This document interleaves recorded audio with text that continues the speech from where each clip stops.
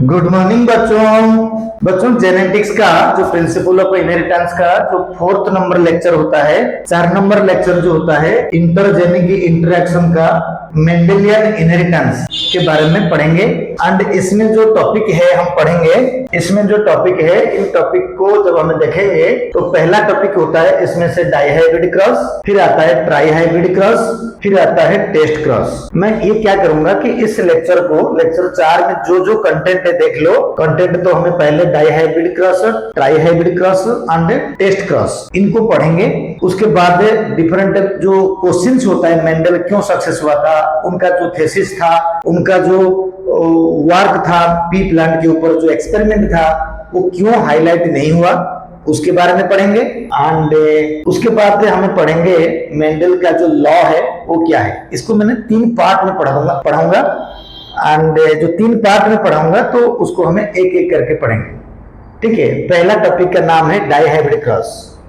और बेटे जो डाइहाइब्रिड क्रॉस हम पढ़ेंगे इनको हमें डाइहाइब्रिड क्रॉस के लिए इस टॉपिक को हमें जाएंगे पढ़ने के लिए। पहले इसको इधर रख लेते हैं, ये हमारा कंटेंट था। अब पहले हमें डाइहाइब्रिड क्रॉस के बारे में देखेंगे। देख लो बच्चे, डाइहाइब्रिड क्रॉस का मतलब क्या होता है ना। जब Mendel 7 contrasting character of the P plant के बारे में एक्सपेरिमेंट करा था, या मेंडल ने चॉइस लिया था, चूज किया था 7 कंट्रास्टिंग कैरेक्टर को, उन 7 कंट्रास्टिंग कैरेक्टर से मेंडल दो कंट्रास्टिंग कैरेक्टर को एक साथ स्टडी किया था। उस एक्सपेरिमेंट का नाम डाइहाइब्रिड क्रॉस। एक साथ दो कंट्रास्टिंग कैरेक्टर को स्टडी करेंगे। 2 कैरेक्टर का इनहेरिटेंस पैटर्न को स्टडी करना, प्रोसेस को डाइहाइब्रिड क्रॉस बोलते हैं। लेकिन पी प्लांट में 1000 कैरेक्टर है, बहुत सारे कैरेक्टर है कंट्रास्टिंग कैरेक्टर। मेंडल ने 7 कंट्रास्टिंग कैरेक्टर को स्टडी करा था। जब 2 कंट्रास्टिंग कैरेक्टर को एक साथ स्टडी करा था उस एक्सपेरिमेंट का नाम डाइहाइब्रिड क्रॉस। जैसे टॉल के साथ है हमने सीड का शेप को कंसिडर करा, या एक्सियल फ्लावर के साथ है हमने शेप ऑफ द सीड को कंसिडर करा। यानी 2 कंट्रास्टिंग कैरेक्टर को एक साथ जब स्टडी करेंगे उसको बोलेंगे डाइहाइब्रिड क्रॉस। तो पहला एग्जांपल है डाइहाइब्रिड क्रॉसेस के। डाइहाइब्रिड क्रॉस का पहला एग्जांपल है कि टॉल प्लांट के साथ राउंड सीड लिया। देखो सीड राउंड इधर है, रिंकल्ड ये है। राउंड मतलब round seed and wrinkled seed का मतलब होता है, राउंड सीड का रिंकल्ड सीड का मतलब होता है राउंड सीड कंप्लीटली राउंड है पर्टिकुलर शेप में, रिंकल्ड मतलब उबड़ खाबड़। अब सवाल ये है कि यहां जब टॉल प्लांट के साथ राउंड सीड लिया था, टॉल प्लांट में जो जीन होता है वो कैपिटल टी होता है, राउंड सीड में कैपिटल RR होता है। देखो बेटा यहां पर एक बहुत इंपॉर्टेंट कॉन्सेप्ट याद रखना। जब पेरेंटल क्रॉस होता है उसको आउट क्रॉसिंग कहते हैं। तो पेरेंटल कंडीशन पे अगर कोई डोमिनेंट कैरेक्टर रिप्रेजेंट होता है, जैसे मैंने बोला टॉल, तो टॉल मतलब मुझे बड़ा टी लेना पड़ेगा क्योंकि इसको कहते हैं आउट क्रॉसिंग। उसके लिए होमोजाइगस कंडीशन लेना पड़ेगा। अगर F1 में जब हम बोलते हैं टॉल, इसका मतलब यही है कि वो या तो बड़ा टी है या तो बड़ा टी छोटा टी भी है, क्योंकि वो F1 है। अगर पेरेंटल बोला जाता है तो पेरेंटल कंडीशन को आउट क्रॉसिंग कहते हैं। तो आउट क्रॉसिंग के अंदर में पेरेंटल जो कैरेक्टर है वो होमोजाइगस है, ये बहुत इंपॉर्टेंट है। तो टॉल प्लांट को हमें बड़ा टी लेंगे, राउंड को हमें बड़ा RR लेंगे। एग्जैक्टली ड्वार्फ प्लांट इसका रिसेसिव कैरेक्टर छोटा टी एंड छोटा RR लेंगे। जब ये ऐसा कंडीशन होगा तो हम क्या करेंगे, तो ये देखा होगा इन दोनों के हिसाब से हमने ये देखा कि बड़ा टी बड़ा RR है। तो ये जो गैमेट बनाएगा, देखो इनका गैमेट एक्चुअली कितने होंगे, ये गैमेट देगा एक बड़ा टी बड़ा R होगा, तो यानी बड़ा टी बड़ा R 4 होंगे, 4 बड़ा टी बड़ा R होंगे। क्योंकि ये जो डाइहाइब्रिड क्रॉस हमेशा 4 गैमेट बनाता है। यानी ये सारे गैमेट सेम बनाएगा मगर टोटल गैमेट 4 होगा। ये भी वही करेगा, सारे गैमेट सेम होंगे बट टोटल गैमेट जो होगा 4 होंगे। इसमें से इंटू 4 में कर सकता हूं। जब इंटू 4 कर देंगे बेटे तो अब ये जो F1 आएगा टॉल एंड राउंड आएगा, because tall is dominant over the round, tall is dominant over the dwarf and round is dominant over the wrinkled. That is why both the recessive and the dominant genes are present here in F1, but expressing character is the dominant character. That's why the F1 character will be tall and round. Okay. अभी ये कितने F1 plant होंगे बच्चे? ये actually 16 plant होंगे, 16 plants होंगे, 16 plants होंगे F1 के अंदर में। लिखा जाता है एक जैसा, ये 16 प्लांट होंगे, सबका कैरेक्टर यही रहेगा, यही जीनोटाइप, यही फिनोटाइप रहेगा। अब सवाल होता है कि जब हमने F1 को क्रॉस करेंगे, क्या मतलब क्या बोलते हैं, पैरेंटल क्रॉसिंग होके F1 प्रोड्यूस हो गया, तो अब हम करेंगे सेल्फिंग। सेल्फिंग का मतलब दो F1 को क्रॉस करेंगे, जो रिजल्ट आएगा वो होगा F2। F2 के अंदर में हमें स्टडी करेंगे कि कैरेक्टर कैसे सेग्रीगेट हुआ है। देखो, हमें इसको दो तरीका से कर सकते हैं।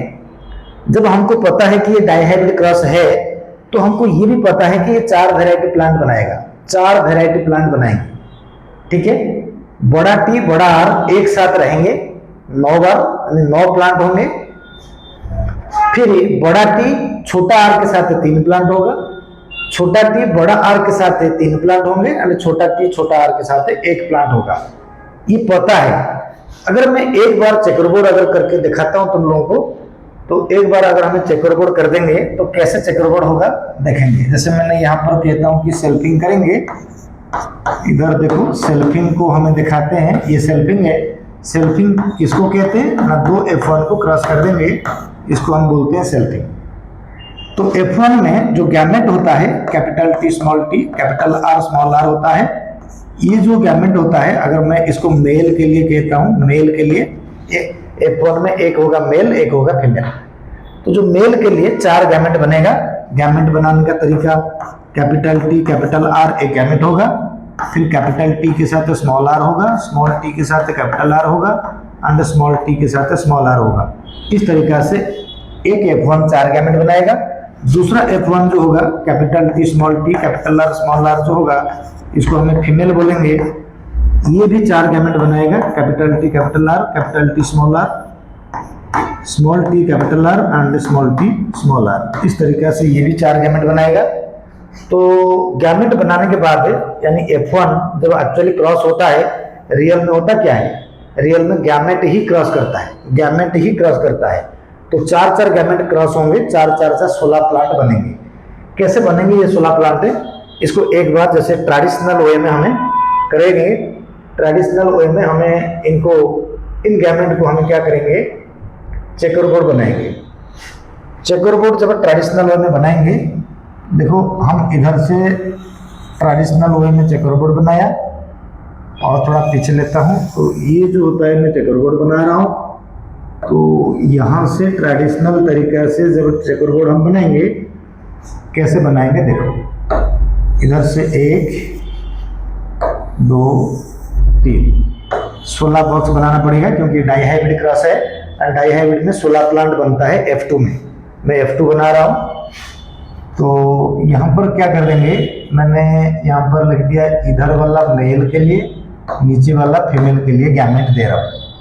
ठीक है, अब यहाँ से मैं दिखा रहा हूँ कि ये हो जाता है 1, ये हो जाता है 2, फिर ये होता है 3, 1 2 3।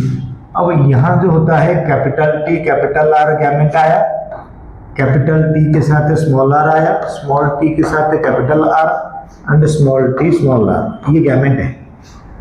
अब वो सेम गैमेट फीमेल के लिए कैपिटल T कैपिटल R होगा, and capital T small r होगा, स्मॉल t कैपिटल R होंगे, and small t small r होगा। इस तरीके से गैमेट बनने के बाद क्या करोगे ना, पहले सारे बॉक्स को नंबरिंग कर देना। अगर पहले बार सीख रहे हो तो ये सही है, पहले आता है तो इसके बाद जब मैं क्वेश्चन कराऊंगा तो सारे क्वेश्चंस कराऊंगा मैं, उससे देख ले। क्वेश्चन से सारे वेराइटी कराऊंगा जितना दुनिया में है, सारे वेराइटी क्वेश्चन कर दूंगा।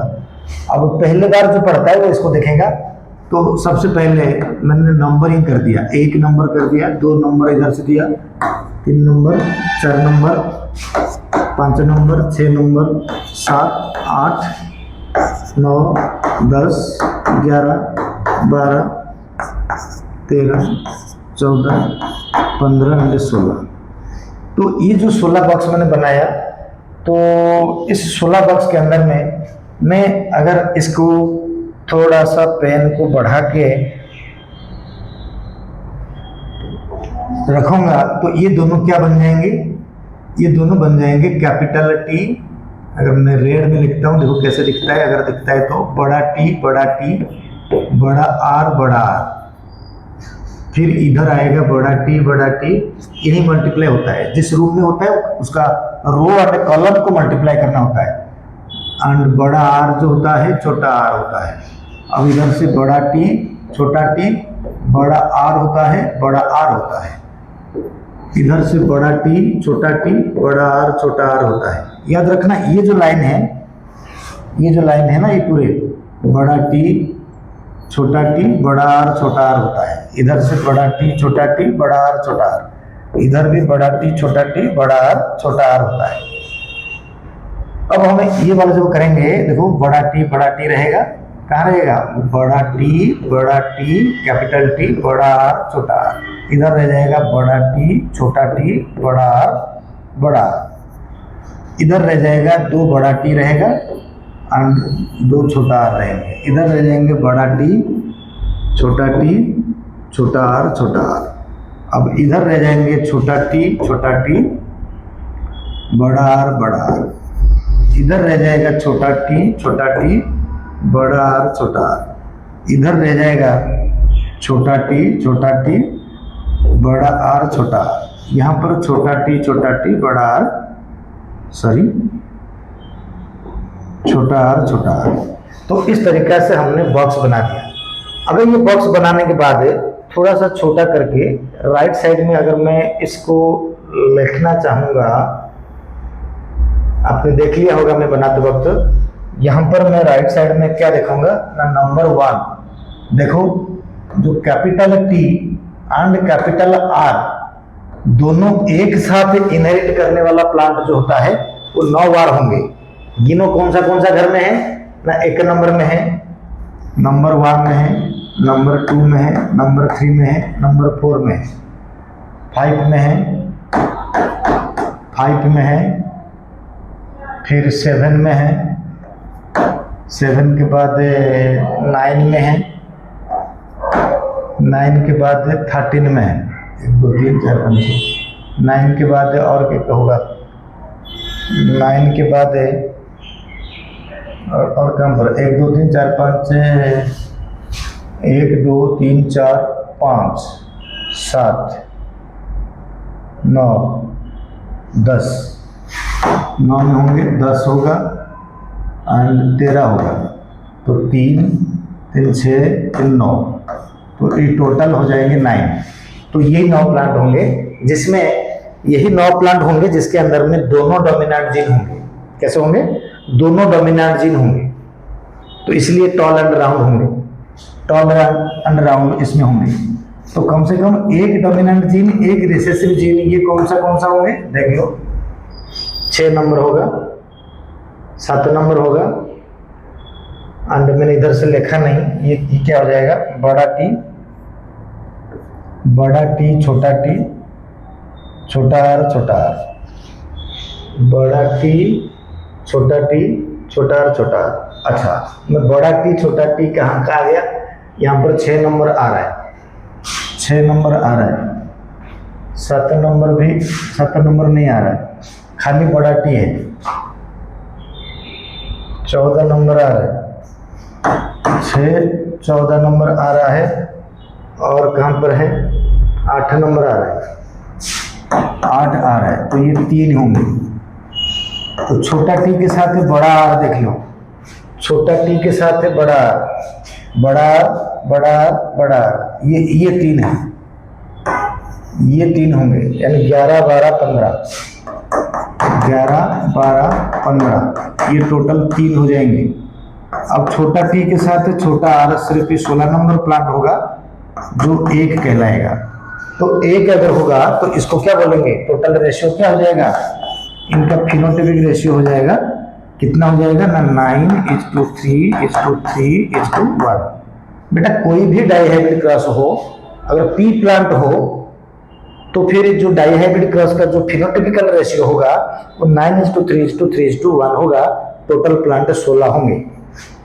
अगर हमें जीनोटिपिक रेशियो देखेंगे, यहाँ पर मैं तुम्हें जीनोटिपिक रेशियो अगर समझा दूं, यहाँ तुम्हें जीनोटिपिक रेशियो दिखा दूं, यहाँ देखो जीनोटिपिक रेशियो अगर मैं दिखाऊंगा शो करो तो ये जो बड़ा टी बड़ा आर है ये एक है, छोटा टी छोटा आर छोटा आर ये भी एक है। अच्छा दोबारा देखो, बड़ा टी बड़ा आर छोटा आर ये जो है ये सेम है, ये दो है, ये दो है, यहाँ पर ये दो है। अच्छा तो बड़ा टी बड़ा आर ये दोनों जो है, ये दोनों जो होंगे ये दोनों सेम है। तो मैं ये कहना चाहता हूं कि बड़ा टी बड़ा आर एक जीनोटाइप काउंटिंग होगा। अब बड़ा टी बड़ा आर छोटा आर ये काउंटिंग होंगे, ये दो है, दो इंडिविजुअल होंगे जिसका जीनोटाइप यही है, फिर दो इंडिविजुअल होंगे जिसका जीनोटाइप ये है। लेकिन ये जो चार है ये कोने में, इसमें से बड़ा टी बड़ा आर दोनों है, तो ये सारे जीनोटाइप सेम है, 4 प्लांट होंगे।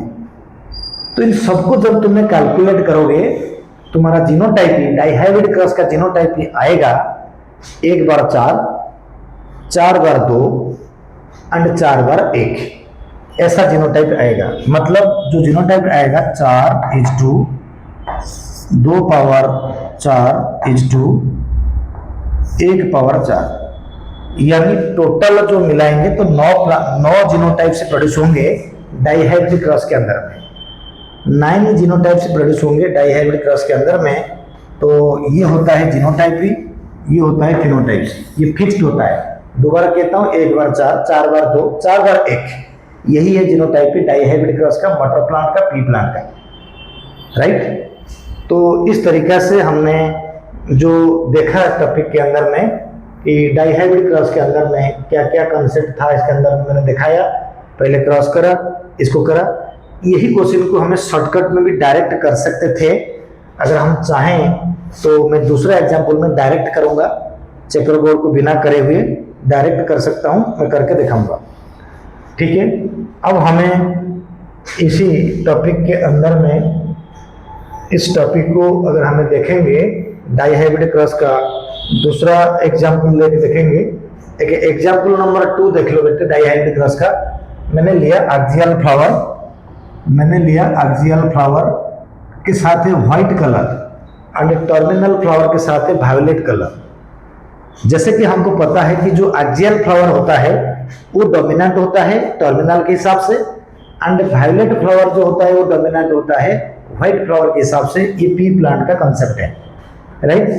तो पी प्लांट का ये जो कंसेप्ट है, तो उसी हिसाब से हमें जो कंसेप्ट को यूज करेंगे पी प्लांट के हिसाब से, तो हम जब इनको क्रॉसिंग करवाएंगे सेम टाइप ऑफ, इधर से गैमेट 4 आएंगे, इधर से भी गैमेट 4 आएंगे।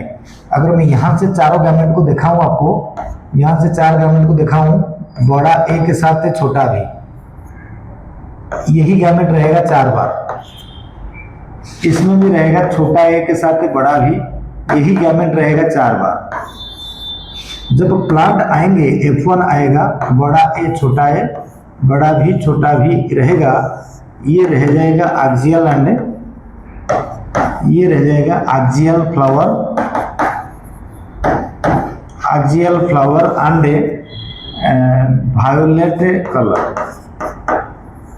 वायोलेट कलर प्लांट ये रहेंगे बेटे। ये एक्सियल फ्लावर के साथ है वायोलेट कलर रहेगा, तो ये हो जाएगा F1, ये हो जाएगा F1। कितने F1?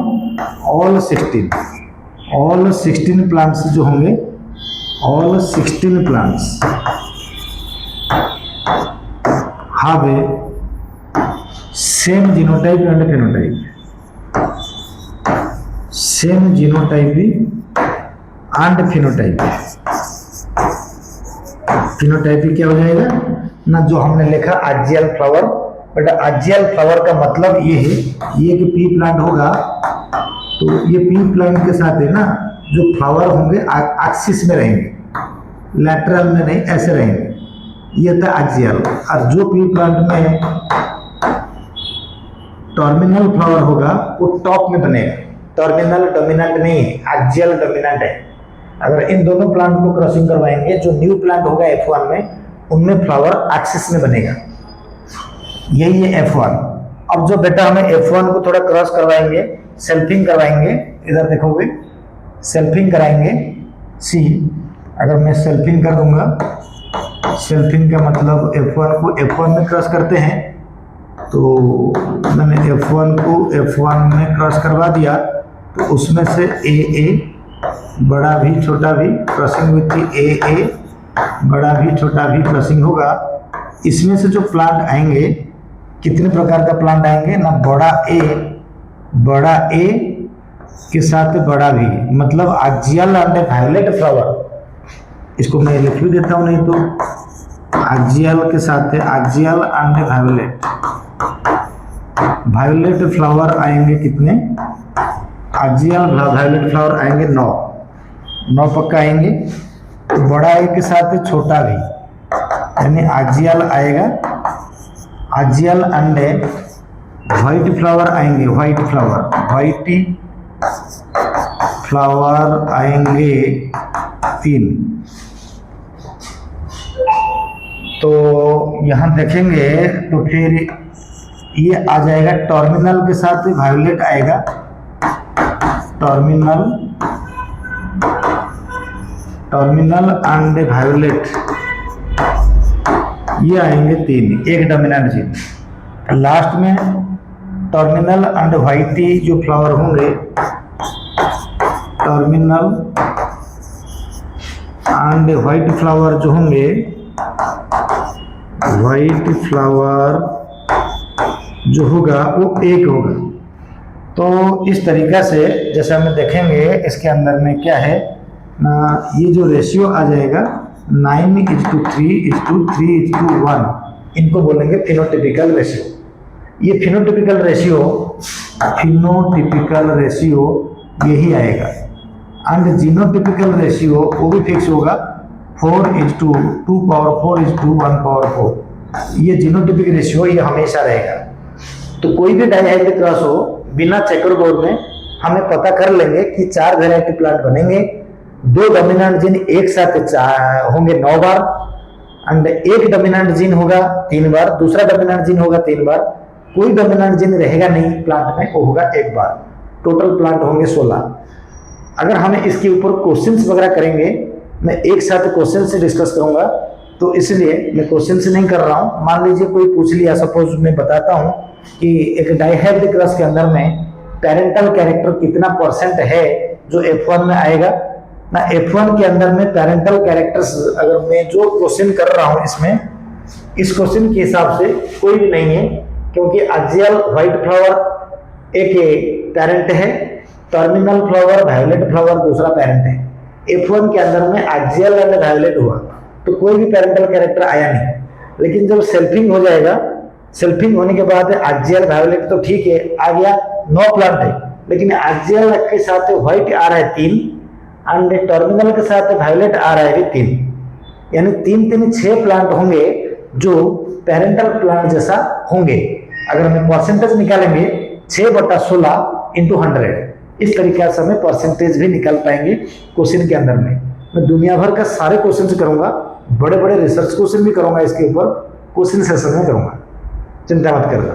तो यही था डाइहाइब्रिड क्रॉस के बारे में। एंड जब हमने डाइहाइब्रिड क्रॉस पढ़ लिया, अब हमने डिस्कस करेंगे टेस्ट क्रॉस के बारे में। बच्चों, अब हमें डाइहाइब्रिड क्रॉस के बाद हमें दूसरा टॉपिक पढ़ेंगे जिसका नाम है टेस्ट क्रॉस। बच्चे, जब मैंने इंट्राजेनिक इंटरेक्शन पढ़ा रहा था, उसमें मोनोहाइब्रिड क्रॉस के बाद मैंने टेस्ट क्रॉस भी पढ़ा दिया। अब डाइहाइब्रिड का टेस्ट क्रॉस पढ़ेंगे। टेस्ट क्रॉस का मतलब होता है हमें F1 हाइब्रिड प्लांट को लेके रिसेसिव पेरेंट के साथ क्रॉस करवाएंगे। तो रिसेसिव पेरेंट के साथ जब क्रॉस करवाएंगे, जो रेशियो आएगा निचोड़ के हमारा F2 जनरेशन में, वो हमेशा के लिए 1:1 1:1 4 बार 1 होगा ही होगा। जैसे मोनोहाइब्रिड क्रॉस का 2 बार 1 था, डाइहाइब्रिड क्रॉस का 4 बार 1 होगा। वो कैसे 4 बार 1 होगा, हम इसको टेस्ट क्रॉस के जरिए में पढ़ेंगे। सबसे पहले मैंने ये बोल रहा हूं टेस्ट क्रॉस करते क्यों ना, टेस्ट क्रॉस इसलिए करते हैं कि हमें F1 हाइब्रिड का जीनोटाइप भी पता कर सके। In order to check the genotype of the F1 hybrid, test cross was carried out by Mendel was discovered. Test cross को कैरिड आउट करते हैं। अब सवाल है कि हमें टेस्ट क्रॉस जब करेंगे, कोई भी हमें मेंडल का 7 कंट्रास्टिंग कैरेक्टर में से कोई भी एक दो कैरेक्टर को लेकर टेस्ट क्रॉस यहाँ पर हमें कर सकते हैं। जैसे कोई भी कैरेक्टर अगर लेंगे, सपोज मैं इधर से ले रहा हूं कि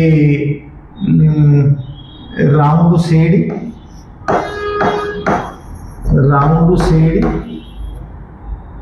क्रॉस राउंड सीड विथ कुछ भी ले सकते हैं। आक्सियल फ्लावर सपोज ले लेता हूँ, आक्सियल फ्लावर मैंने ये कैरेक्टर लिया। क्रॉसिंग विथ राउंड का रिसेसिव होगा wrinkle, crossing with wrinkled seed and terminal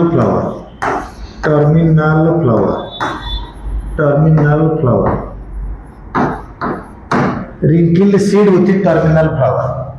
and हमको पता है शेप ऑफ सीड जो कैरेक्टर है उसका जो राउंड है वो डोमिनेंट ट्रेट है, डोमिनेंट ट्रेट राउंड होता है, तो इसलिए हमें बड़ा आर लिया। एक्सियल फ्लावर जो पोजीशन ऑफ फ्लावर जो कंट्रास्टिंग कैरेक्टर है उसका ट्रेट डोमिनेंट ट्रेट होता है एक्सियल, तो एक्सियल को हमें बड़ा ए जरूर लेंगे। उसके रेस्पेक्ट में आता है छोटा आर एंड छोटा A, because this is recessive parent. ये होता है रिसेसिव पेरेंट, ये होता है रिसेसिव पेरेंट है, ये डोमिनेंट पेरेंट है। तो इनसे जब हमें F1 निकाल देंगे, F1 कैसे होता है, पहले हर पेरेंट अपना गैमेट देते हैं, गैमेट एक दूसरे से क्रॉसिंग होके F1 प्लांट आता है। बहुत इंपॉर्टेंट बेटा, मैंने बोला था कि जो पेरेंट क्रॉस करता है उसको बोलते हैं, पेरेंट जब क्रॉस करता है उसको बोलते हैं आउट क्रॉसिंग। जब दो F1 क्रॉस करता है उसको बोलते हैं सेल्फिंग। जब F1 को लेके रिसेसिव पेरेंट से क्रॉस करते हैं उसको बोलते हैं टेस्ट क्रॉस। जब F1 को लेके किसी भी पेरेंट में क्रॉस कर देंगे उसको बोलेंगे बैक क्रॉस। ओके, तो इस तरीके से अब हम पढ़ेंगे टेस्ट क्रॉस रिसेसिव। अब हमें पहले F1 बनाएंगे, ये गैमेट देगा, इसका गैमेट सिर्फ R एंड A ही होगा, बल्कि 4 होंगे लेकिन इसके जैसा ही होगा 4। अब इसका भी गैमेट बनेगा RA, ये भी 4 होंगे लेकिन सब एक जैसा होंगे। अब कोई बात नहीं, जो प्लांट नया बनेगा उसके नाम होगा RA, फिर छोटा r हो जाएगा, R कहाँ गया, R रह जाएगा, फिर बड़ा A के साथ छोटा a रहेगा। तो इस तरीके से ये रह जाएगा F1। 16 प्लांट होंगे जो F1 होंगे, जिसका नाम होगा राउंड एंड एक्सियल होंगे, क्योंकि सब डोमिनेंट है। Round and axial flower axis में रहेगा, सीड का शेप जो होगा राउंड होगा, ये F1 ऐसे होगा। अब सवाल आता है कि हमें F1 के साथ लेके क्या करेंगे, सेल्फिंग करेंगे, नहीं टेस्ट क्रॉस करेंगे। तो टेस्ट क्रॉस का मतलब होता है F1 को लेके रिसेसिव पेरेंट के साथ क्रॉस करवाएंगे। तो F1 को लेके जब रिसेसिव पेरेंट के साथ क्रॉस करवाएंगे तो हमारे पास क्या आ जाएगा रिसेसिव पेरेंट। पहले F1 क्या था ना, R बड़ा A छोटा है, ये हो गया F1। इनको क्रॉसिंग करवाएंगे, छोटा R छोटा A, ये रिसेसिव पेरेंट है, यही है टेस्ट क्रॉस। तो अब इनका गैमेट कितना बनेगा बच्चा ना, एक बड़ा R बड़ा A बनेगा, एक बड़ा R के साथ छोटा A बनेगा, एक छोटा R के साथ बड़ा A बनेगा, एक छोटा R के साथ छोटा A बनेगा। हमेशा दो डोमिनेंट जीन जो होते हैं, दो हेट्रोजाइगोट कंडीशन पे, जिसका हेट्रोजाइगोट से 2 हो, वो 4 गैमेट बनाता है, और चारों डिफरेंट होता है। वैसे चार तो कोई भी दो डोमिनेंट जीन अगर होंगे तो चार गैमेट तो बनेगा ही, लेकिन अगर हेटेरोजाइगोट्स इसमें से अलग अलग है, ये एक हेटेरोजाइगोट्स, ये एक हेटेरोजाइगोट्स, मतलब बड़ा या छोटा है, एक हेटेरोजाइगोट्स, बड़ा आर छोटा आर, एक हेटेरोजाइगोट्स। अगर ये हेटेरोजाइगोट्स है दो, चार डिफरेंट गैमेट बनेगा ही बनेगा। अब सवाल आता है ये चारों गैमेट है, लेकिन ये क्या है, ये कोई हेटेरोजाइगोट्स नहीं है, इनका गैमेट जो होगा क्या होगा, बड़ा छोटा आर छोटा आर, चार गैमेट बनेंगे, ये भी चार ये भी चार, लेकिन इनका चार सारे डिफरेंट है, इनका चार जो होगा सब सेम जैसा है, सब सेम है, तो हमें एक लेंगे चार मल्टीप्लाई कर देंगे। ओके, कैसे करेंगे ना, ये जब इनके साथ कंबाइन करेगा तो जो नया प्लांट होगा, चेकरोगोर भी कर सकते हैं कोई दिक्कत नहीं, इनके साथ जो होगा ये बनेगा बड़ा छोटा बड़ा ए छोटा है, डन, ये बनेगा। अब ये जब इनके साथ बनेंगे, ध्यान देने वाली बात होगा, तो ये होगा बड़ा आर छोटा आर, मगर बड़ा छोटा ए छोटा है, ये दूसरा प्लांट बना। फिर इनके साथ इनके जो प्लांट बनेंगे ये बन जाएंगे छोटा आर बड़ा ए छोटा ए, ये अलग प्लांट बनेंगे। इनके साथ जो बनेंगे, मैं इधर से ले आता हूँ, अब देखो इनके साथ जो बनेंगे छोटा आर छोटा ए छोटा है। अब देखो इनका एक गैमेट है, इनके चारों गैमेट के साथ मिलके ये बनाया, इनका बाकी तीन गैमेट भी तो है, तो यानी अगर मैं ये वाला गैमेट को चार गैमेट लिख दूंगा इंटू चार, तो इनके साथ जो प्लांट बनेंगे ये चार चार चार चार 16 होगा। कैसे ना, ये हो जाएगा राउंड, ये इंटू फोर होंगे इंटू फोर होंगे इंटू फोर होंगे इंटू फोर होंगे, तो इनका कैरेक्टर क्या होगा ना, राउंड एंड एक्सियल बिल्कुल होगा। इसका कैरेक्टर जो होगा राउंड एंड टर्मिनल बिल्कुल होगा, राउंड एंड टर्मिनल। इनका कैरेक्टर होगा रिंकिल, इनका कैरेक्टर होगा रिंकिल एंड एक्सियल, इनके कैरेक्टर जो होगा रिंकिल एंड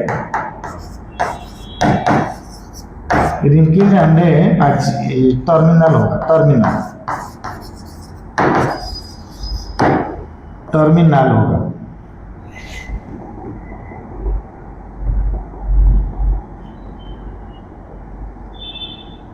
रिंकिल एंड टर्मिनल होंगे, इनके कैरेक्टर में रिंकिल टर्मिनल होगा। बेटा देखो ये जो round axial 4, round terminal 4, wrinkled axial भी 4 है, रिंकिल्ड टर्मिनल भी 4 है। तो मतलब जब हमें टॉपिक को थोड़ा सा हाईलाइट करके ऐसे देखेंगे, 4 4 4 4 सब बनता है, तो इनके फिनोटाइपिक रेशियो क्या होगा, इनकी जो फिनोटाइपिक रेशियो होगा, इनकी जो फिनोटाइपिक रेशियो होंगे, तो ये 4:4:4:4, सिंप्लीफाई कर देने से 1:1:1:1। तो हमेशा डाई हाइब्रिड क्रॉस का जो टेस्ट क्रॉस रेशियो होता है वो हमेशा होता है 1:1:1:1, सिंपलेस्ट रेशियो। एंड इसकी फिनोटाइपिक रेशियो यही है एंड जीनोटाइपिक रेशियो भी यही है, एंड फिनोटाइपिक जीनोटाइपिक सब यही है 1:1:1:1। ये मेंडल के डाई हाइब्रिड क्रॉस का कंसेप्ट है, एंड आप इसको प्रॉपरली अंडरस्टैंड करना जरूरी है, अदरवाइज आपको मेंडल से थर्ड लॉ नहीं आएगा। तो फिर आपको लिंकेज क्रॉसिंग ओवर का कॉन्सेप्ट यहां से शुरुआत होता है, क्योंकि मेंडल के डाई हाइब्रिड क्रॉस के हिसाब से टेस्ट क्रॉस रेशियो होता है 1:1:1:1 इन पी प्लांट में है। जब मैं लिंकेज क्रॉसिंग ओवर पढ़ाऊंगा, मैं बैटरसन एंड पुनेट के हिसाब से जब लिंकेज क्रॉसिंग ओवर की बात मैं शुरुआत करूंगा स्वीट पी प्लांट में, तो वहां पर जरूर कहूंगा उनका जो टेस्ट क्रॉस रेशियो होगा 7:1:1:7 होगा। ऐसा क्यों होगा ना, जीन के बीच में लिंकेज ज्यादा होगा, तो इसलिए वो ज्यादातर एक साथ रहना चाहेंगे अपने F2 जनरेशन में। लेकिन मेंडल के जो जीन है, ये जीन के बीच में इतना लिंकेज नहीं है, एक जीन एक क्रोमोसोम में है तो दूसरा जीन किसी दूसरे क्रोमोसोम में होता है, तो लिंकेज बहुत कम होता है। इसीलिए कैपिटल T कैपिटल R एक साथ इनहेरिट नहीं करते, या जो मैं एग्जांपल दिया बड़ा आर एंड बड़ा ए वो एक साथ इनहेरिट नहीं करते हैं, वो अलग अलग हो जाते हैं आसानी से, यानी सेपरेट हो जाते हैं। बढ़िया देखो, राउंड एक्सियल, चलो 4 प्लांट तो आया, लेकिन राउंड एक्सियल को छोड़ दिया, टर्मिनल के साथ आ गया 4 प्लांट, फिर रिंकिल्ड एक्सियल के साथ 4 आ गया। मतलब ये मतलब है कि प्रॉपर तरीका से डिस्ट्रीब्यूट हो गया इक्वली जी, जिसको कहते हैं मेंडल का थर्ड लॉ कहता है लॉ ऑफ इंडिपेंडेंट असाइनमेंट। कोई किसी के भरोसे में नहीं है, सब अपने अपने चॉइस में इंडिपेंडेंटली इनहेरिट करता है। तो यही है टेस्ट क्रश। अगर हमें टेस्ट क्रश के ऊपर बेस्ट क्वेश्चंस जो होता है, कई क्वेश्चन रिसर्च करके मैं खुद बना रखा हूँ, एंड बाकी जितने भी क्वेश्चंस होते हैं मैं इधर से कर दूंगा, एंड ये जेनेटिक्स से तुम्हारे बीएससी और एमएससी तक का काम आ जाएगा। क्वेश्चन से करा दूंगा सारे, अब क्वेश्चन कराऊंगा तो लंबा वीडियो हो जाएगा। तो अब मैं बड़ी यही कहना चाहता हूं, तो इसके अंदर में टेस्ट क्रश रेशियो हमेशा 1:1:1:1 होता है। क्वेश्चन सेशन में बहुत सारे क्वेश्चन से बच्चों अब हमें पढ़ेंगे कि जो कुछ हमारा जो लेक्चर 4 का जो कुछ क्वेश्चंस था उस क्वेश्चन को हम जाएंगे। क्वेश्चन के अंदर में हमारे पास ये क्वेश्चन सेशन है। क्वेश्चन मतलब मेंडल का थियोरेटिकल क्वेश्चन है, क्योंकि क्वेश्चंस तो मैं बाद में करूंगा। अब ये होता है 3 क्वेश्चन से हम डिस्कस करेंगे, मैं बोलूंगा तुम लोग वीडियो को पॉज करके लिख लोगे, ठीक है। जो Mendel why Mendel selected pea plant for his experiment, question है why Mendel selected pea plant for his experiment. इस क्वेश्चन का आंसर ऑलमोस्ट बच्चों को पता होता है कि मेंडल पी प्लांट को क्यों सिलेक्ट करा था अपने एक्सपेरिमेंट के लिए, क्यों सिलेक्ट करा था अपने एक्सपेरिमेंट के लिए मेंडल के लिए। इसको हमें देखेंगे, ये रख दिया मैंने क्वेश्चन को। तो बेटा ये देखो, Mendel selected pea plant for his experiment क्यों ना, बिकॉज ये जो 4 रीजन की वजह से मेंडल जो है पी प्लांट को सिलेक्ट करा था, उसके जो 4 का कैरेक्टर जो है उसको हम लिखते हैं अपने हिसाब से एस सी बी ए। आप कैसे भी अपना कोडवर्ड बनाओ, लेकिन ए से मतलब पी प्लांट का शॉर्ट लाइफ स्पैन था। क्या था? Short life span, short life span. इसका मतलब ये था शॉर्ट लाइफ स्पैन, छोटा लाइफ स्पैन था। अब जब छोटा लाइफ स्पैन था, उसका फायदा ये है मेंडल 1 साल के अंदर में number of generation of P plant को प्रिपेयर कर पाता था, जिसके वजह से पी प्लांट को स्टडी करने से उनके लिए आसान हुआ। एक सेशन में, मतलब 1 साल में कम से कम सेशन आता है 4, तो 4 बार एक्सपेरिमेंट कर दिया, 4 जनरेशन प्लांट बना दिया, क्योंकि छोटा लाइफ स्पैन है, शॉर्ट लाइफ स्पैन है, जिसको हम बोलते हैं एनुअल प्लांट, जिसको बोलते हैं एनुअल प्लांट। एनुअल प्लांट का मतलब बेटा 1 साल का नहीं है, एनुअल का मतलब सीजनल प्लांट, एक सीजन में अपने लाइफ साइकिल को कंप्लीट करता है पी प्लांट। तो फिर 1 साल में कई सीजन आता है, तो वो जल्दी जल्दी नंबर ऑफ जनरेशंस बना के अपने जो रिकॉर्ड था क्वांटिटेटिव एनालिसिस कर दिया था उन्होंने। तो शॉर्ट लाइफ स्पैन का टॉपिक ही ये है। दूसरा था सेल्फ पॉलिनेशन, सेल्फ पॉलिनेशन। बच्चा जो सेल्फ पॉलिनेशन होता है कब होता है ना, जब एक फ्लावर होता है, फ्लावर बाइसेक्सुअल होता है, उसके पोलन ग्रेन उसी के स्टिग्मा में गिरता है एंड वो फर्टिलाइजेशन करके नया सीड्स बनाता है, उससे बोलते हैं सेल्फ पॉलिनेशन। सेल्फ पॉलिनेशन में जो क्वालिटी ऑफ द सीड थोड़ा घटता है, लेकिन मेंडल का जो सेल्फ पॉलिनेशन का वजह से मेंडल सक्सेस हुआ, या मेंडल से क्यों लिया था पी प्लांट है, अगर क्रॉस पॉलिनेशन होता, मेंडल जैसे गार्डन में एक्सपेरिमेंट करता था, अगर बाहर से पोलन ग्रेन किसी भी कारण की वजह से अगर आ नहीं पाएगा, तो फिर मेंडल का एक्सपेरिमेंट सक्सेस नहीं हो पाएगा, मेंडल एक्सपेरिमेंट आगे चलेगा नहीं, एंड मेंडल जो नया जनरेशन ढूंढना चाह रहा था वो उनको नहीं मिल पाएगा।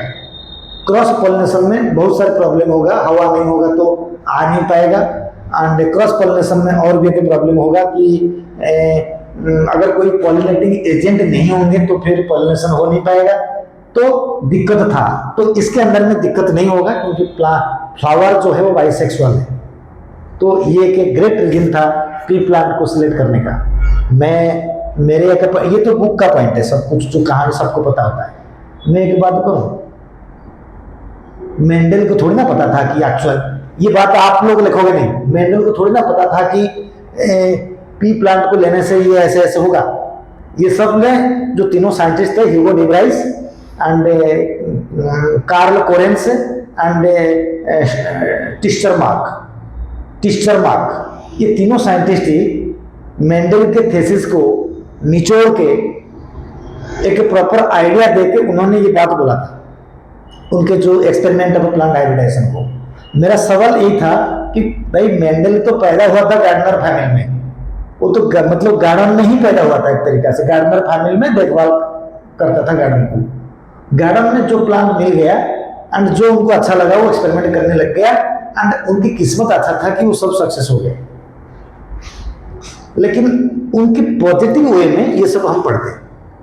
पी प्लांट सेल्फ पॉलिनेशन हुआ था, तो इसलिए मेंडल उसको स्टडी करने के लिए एक बेस्ट मटेरियल माना था। 3 नंबर में कॉन्ट्रास्टिंग कैरेक्टर। कॉन्ट्रास्टिंग एक नहीं है, कॉन्ट्रास्टिंग कैरेक्टर। कॉन्ट्रास्टिंग कैरेक्टर बेटा क्या होता है? पी प्लांट के पास है बहुत सारे कॉन्ट्रास्टिंग कैरेक्टर है, लेकिन मेंडल ने 7 कॉन्ट्रास्टिंग कैरेक्टर को स्टडी किया था।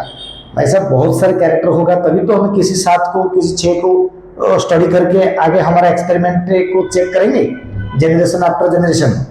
तो मेंडल देखा था कि पी प्लांट में बहुत सारे कंट्रास्टिंग कैरेक्टर है, तो फिर हमें किसी भी कैरेक्टर को नंबर ऑफ एक्सपेरिमेंट तक अगर स्टडी करना है तो हमें कोई दिक्कत नहीं होगा। तो ये एक ग्रेट रीजन था मेंडल को अपना कंट्रास्टिंग कैरेक्टर के बारे में स्टडी करने का। एंड मेनी कंट्रास्टिंग कैरेक्टर होने की वजह से मेंडल पी प्लांट को स्टडी करा था। लेकिन मेंडल ने 7 कंट्रास्टिंग कैरेक्टर स्टडी करा था। मैंने कंट्रास्टिंग कैरेक्टर का एक अलग से वीडियो बनाया, उसको जरूर देखना। वो वीडियो नीट, बीएससी, एमएससी सबके लिए काम देगा। अब सवाल होता है कंट्रास्टिंग कैरेक्टर मेंडल लिया था 7, तो इतने सारे कंट्रास्टिंग कैरेक्टर की वजह से पी प्लांट सक्सेस हो गया था, यानी मेंडल लिया था। सक्सेस तो अलग कहानी है। बी का मतलब होता है blending inheritance not occur. Blending मतलब ब्लेंडिंग इनहेरिटेंस नॉट अकर। ये एक अच्छा बात है कि ब्लेंडिंग इनहेरिटेंस नहीं होता था, अदरवाइज रेड को व्हाइट में क्रॉस करा देंगे तो फिर पिंक किया जाता, तो फिर डोमिनेंट रिसेसिव कैरेक्टर कोई सवाल नहीं होता। फिर मेंडल का जो लॉ ऑफ डोमिनेंस है सब गलत हो जाता। कहने का मतलब इसमें से ब्लेंडिंग मतलब मिक्सिंग इनहेरिटेंस है, मिक्स्ड हाइब्रिड बनता नहीं था, तो वो अच्छा था ताकि डोमिनेंट रिसेसिव बोलने में मेंडल को दिक्कत नहीं होगा। इसलिए ये कैरेक्टर भी होता था पी प्लांट में, ब्लेंडिंग इनहेरिटेंस नहीं होता था। ये होता है एक्यूरेट रिकॉर्ड। मतलब एक्यूरेट रिकॉर्ड का मतलब मेंडल जो एक्सपेरिमेंट करता था, हमें 16 प्लांट कहते हैं, सपोज 256 प्लांट होगा या 512 प्लांट होंगे तो रेशियो सिमिलर आता था। यानी कितने भी प्लांट को एक्सपेरिमेंट करते वो सारे प्लांट का जो रिकॉर्ड होता था रेशियो के हिसाब से सेम था। मेंडल तो मैथमेटिशियन था, टीचर था, तो वो सारे बायोलॉजिकल कॉन्सेप्ट को मैथमेटिकल ढंग से लिखा था। तो यही था रेशियो में, तो एक्यूरेट रिकॉर्ड बना था। यानी जो जनरेशन आता था 3:1, तो 4 प्लांट में से 3:1, तो 100 प्लांट होंगे तो कितना हो जाएगा? तो 75 × 25, उसको सिंपलेस्ट करने से 3:1 आएगा। तो 100 प्लांट में से 75 हो जाएंगे टॉल एंड 25 प्लांट हो जाएंगे ड्वार्फ। ये भी 3:1 का रेशियो आया। तो जितना एक्सपेरिमेंट होता था वो सारे एक्सपेरिमेंट का जो सिंपलेस्ट रेशियो था मेंडल के 9:3:1 या 3:1 के रेशियो के हिसाब से आता था। इसको बोलते हैं एक्यूरेट रिकॉर्ड आता था। तो इस तरीका से मेंडल पी प्लांट को सिलेक्ट किया था। तो पी प्लांट को सिलेक्ट करने का जो क्वेश्चन था तो ये है, मेंडल पी प्लांट को क्यों सिलेक्ट करा था? तो ये इसका वजह है, भाई मेंडल सिलेक्टेड पी प्लांट। और बड़ा भी कर सकते हो, बड़ा करके देख सकते हो पी प्लांट को क्यों सिलेक्ट करा था। अब दूसरा क्वेश्चन जब हम पढ़ेंगे, Mendel reason for Mendel experiment was a success. बेटा ये सब लगभग सिमिलर है। क्यों सक्सेस हुआ था ना, मेंडल पी प्लांटे इसलिए सक्सेस हुआ था कि पी प्लांटे एनुअल प्लांट था। पी प्लांटे के अंदर में मैनी कंट्रास्टिंग कैरेक्टर था, उस सेल्फ पॉलिनेशन हो पाता था एंड क्वांटिटेटिव रिकॉर्ड्स के हिसाब से वो सही रिकॉर्ड देता था। इसके बावजूद भी बहुत सारे मटेरियल उनके पास से मौजूद था। तो यही भी रीजन है कि पी प्लांट जो था मेंडल सक्सेस हो गया था। ठीक है, उनका 3 नंबर पॉइंट जो है सबसे इंपॉर्टेंट पॉइंट होता है, जिसको बोला गया Mendel experiment was not highlighted. Success तो है, हाईलाइटेड, जी के बाद एच लिखा। तो ये जो हाईलाइटेड नहीं हो पाया था, मेंडल अपना एक्सपेरिमेंट 1865 में रिसर्च पेपर या एक्सपेरिमेंट पर प्लांट हाइब्रिडाइजेशन को पब्लिश किया था, लेकिन वो रिकॉग्नाइज नहीं हो पाया 19वीं सेंचुरी तक। ऐसा क्यों ना, ऐसा इसलिए है रिकॉग्नाइज नहीं हो पाया था, ऐसा इसलिए रिकॉग्नाइज नहीं हो पाया था मेंडल का, मैं बताऊंगा इसलिए नहीं हो पाया था। अब देखेंगे इसलिए नहीं हो पाया था कि सबसे पहले मेंडल कौन है। Mendel was a mathematician. उन्होंने बायोलॉजिकल फेनोमेनन को मैथमेटिक्स के ढंग से लिखा था। जैसे 3:1, उस टाइम पे जो बायोलॉजिस्ट थे उनको सिर्फ आल्गी, फंगी, ब्रायोफाइटा, टेरिडोफाइटा के अलावा और कुछ नहीं आता था। Yes, algae, fungi, bryophyta, pteridophyta के अलावा उन बायोलॉजी को और कुछ पता नहीं था। मतलब उस टाइम पे बायोलॉजी वही था। फिजियोलॉजी भी डिस्कवर नहीं हुआ था जेनेटिक्स के बाद, छोड़ो। तो जब उस बायोलॉजिस्ट को पता नहीं था तो वो 3:1 क्या है, वो रेशियो उनको मालूम नहीं था, तो वो उनको रिकॉग्नाइज नहीं करे। बोला कि वो समझ नहीं आ रहा। अब किसी का चीज को समझने के लिए समझदार ही चाहिए। जैसे कि अच्छा टीचर को समझने के लिए कि अच्छा बच्चा ही चाहिए। कोई भी आके हो वाला कर देने से तो बात होता नहीं। तो ठीक उसी तरीका से मेंडल का कॉन्सेप्ट को सही मायने में लोगों के पास से पहुंचाने का जो काम किया था तीनों साइंटिस्ट ने, वो तो उनके लिए गॉड है। मेंडल के लिए वो तीनों गॉड है। ह्यूगो डिब्राइस हॉलैंड का, कार्ल कोरेन जर्मन का, ऑस्ट्रिया का था टीचर मार्क। तो इन तीनों ने मेंडल के इंडिपेंडेंटली अलग अलग कंट्री में रहते हुए मेंडल्स के एक्सपेरिमेंट को रिसर्च किया एंड उसको रीडिस्कवर करके बताया कि मेंडल सब कुछ बोला था। तो मेंडल तब फादर ऑफ जेनेटिक्स ही बोला गया, लेकिन तब तक मेंडल मर चुका था। सवाल ये है कि मेंडल एक्सपेरिमेंट क्यों हाईलाइटेड नहीं हुआ। पहला पॉइंट का नाम है कि बायोलॉजिकल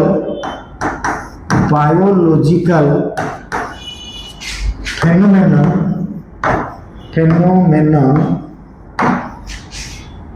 represented through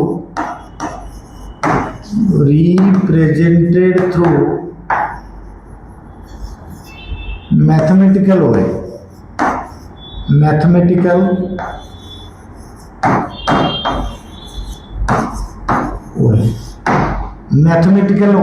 में 3:1, 9:3, 3:1, 1:1, ये सारे मैथमेटिकल ढंग से लिखा था। तो किसी को समझ नहीं आया तो रोक दिया गया, तो हाईलाइट नहीं हो पाया था। 2 नंबर बड़ा रीजन है, जैसे आज की डेट में सोशल मीडिया है, तो उस टाइम पे सोशल मीडिया इतना एक्टिव नहीं था, जिसकी वजह से ये हाईलाइट नहीं हो पाया था। अदरवाइज वो अपना थीसिस को, अपना एक्सपेरिमेंटल प्रोडक्ट को वो यूट्यूब में छोड़ देता, फेसबुक में पब्लिश करता। तो उस टाइम पे ये सब नहीं था। तो यानी social media was not active, social media was not active. तो ये दोनों ग्रेट रीजन होता है मेंडल का जो थीसिस, मेंडल का जो एक्सपेरिमेंट है 1865 से 19वीं सेंचुरी तक हाईलाइटेड नहीं हो पाया था। यही था उसका रीजन। ये था आपका तीनों जो क्वेश्चन था वो बता दिया। अब हमें मेनली पढ़ेंगे मेंडल्स लॉ।